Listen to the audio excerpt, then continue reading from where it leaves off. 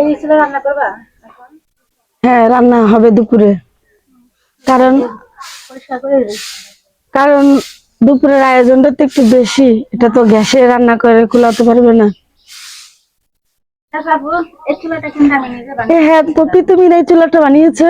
হ্যাঁ, এই চুলাটা আমি বানিয়েছিলাম। না, এটা হচ্ছে সিমেন্টের চুলা, রেডিমেড কিনে এনেছে তারপরে বসিয়েছে পপি। এর ভিতরে গর্ত করা, তারপর সাইডে মাটি দেওয়া, এগুলো সম্পূর্ণ আমি করেছিলাম। এটার মধ্যে মানে যখন এটা এক চুলা? হ্যাঁ, এক চুলা যখন সিম্পল রান্না তখন। আর দুই দুই চুলা? গ্রামে দোয়াক্কা চুলা বলে, একটা চুলা বলে। দেখুন আমি সুন্দর করে এই চারিপাশে মাটি দিয়ে গেছিলাম, কিন্তু আবহাওয়া তো কাউকে দিয়ে যখন মাটি দিয়ে আবার নতুন করে মোছা হয়, তখন মনে মনে মাটি ধুল দিয়ে কি অবস্থা করে ফেলেছে। আমি আর কত সুন্দর করে, তুমি তো অনেক সুন্দর করে বসাই দিছিলা চুলাগুলো। এত মাটিতে আমি দিইনি, আমি হালকা পাতলা মাটির মধ্যে পাতলা করে বানিয়েছিলাম, নষ্ট করে দিছে। পপি কিন্তু মাশাআল্লাহ অনেক গুণের। পপি অনেক চুলা সুন্দর করে বানাইতে পারে, চুলা বসাইতে পারে। তারপরে অনেক টুকিটাকি গ্রামের মেয়েরা যেভাবে কাজ করে সেই কাজগুলো পপি মাশাআল্লাহ অনেক করতে পারে।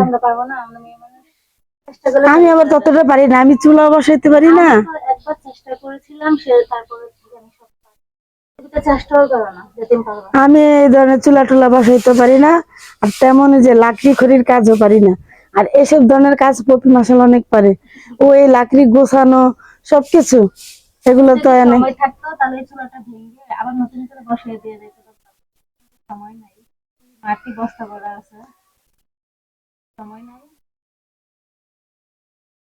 বানাইতে তো সময় লাগবে 3 দিন, 3 দিন বা 2 দিন 3 দিন লাগে। শুকাতে হবে আবার নতুন করে। চুলা বানাইতে পারি নাই। আমি একদিন ইউটিউবে দেখতাম যে অনেক অনেক আন্টিরা সুন্দর সুন্দর চুলা বানিয়ে ইউটিউবে পোস্ট ছাড়ে, তো ভিডিও ছাড়ে, ওনাদের থেকে দেখে তারপরে আমি শিখছি। আমি ওনাদের ভিডিও দেখে আমি ট্রাই করছি, আমি সঠিক পারছি। আরো সুন্দর করে পারতাম, কিন্তু আমার সময়ের জন্য আমি কোন রকম করে দিয়ে গেছিলাম। তো ইউটিউব থেকেই পপি সবগুলো দেখে চুলাটি বানিয়েছে।